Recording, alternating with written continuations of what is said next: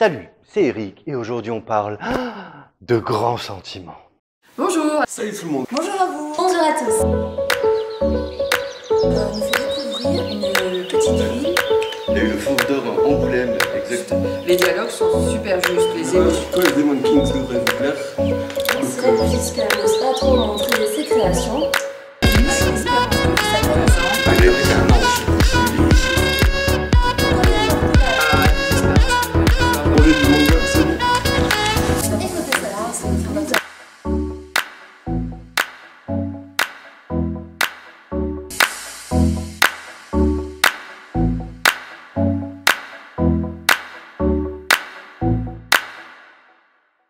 En 1965, David James Duncan a 13 ans. Son grand frère John, qui en a 17, décède des suites de complications d'une opération à cœur ouvert. C'est en hommage à ce grand frère que David se lance 20 ans plus tard dans l'écriture de son deuxième roman avec l'envie de savoir comment ce grand frère aurait abordé la guerre du Vietnam et les changements qui ont bouleversé les États-Unis pendant les années 60.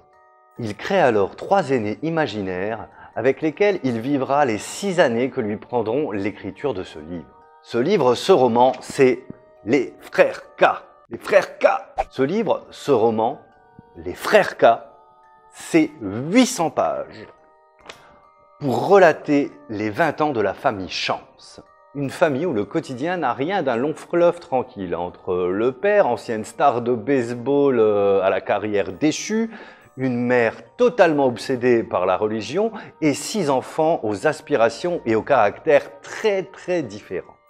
De 1956 à 1975, on suit les méandres de leurs relations complexes ainsi que les trajectoires de chacun, de l'Inde au Vietnam en passant par le Canada. Au cœur du récit se trouve le narrateur, Kincaid, l'un des 6 fils, et témoin privilégié de ces presque 2 décennies qui auront bouleversé la vie des États-Unis.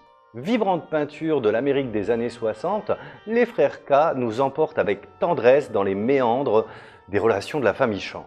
Les 6 enfants de cette famille devront choisir leur propre manière d'appréhender un monde en pleine effervescence.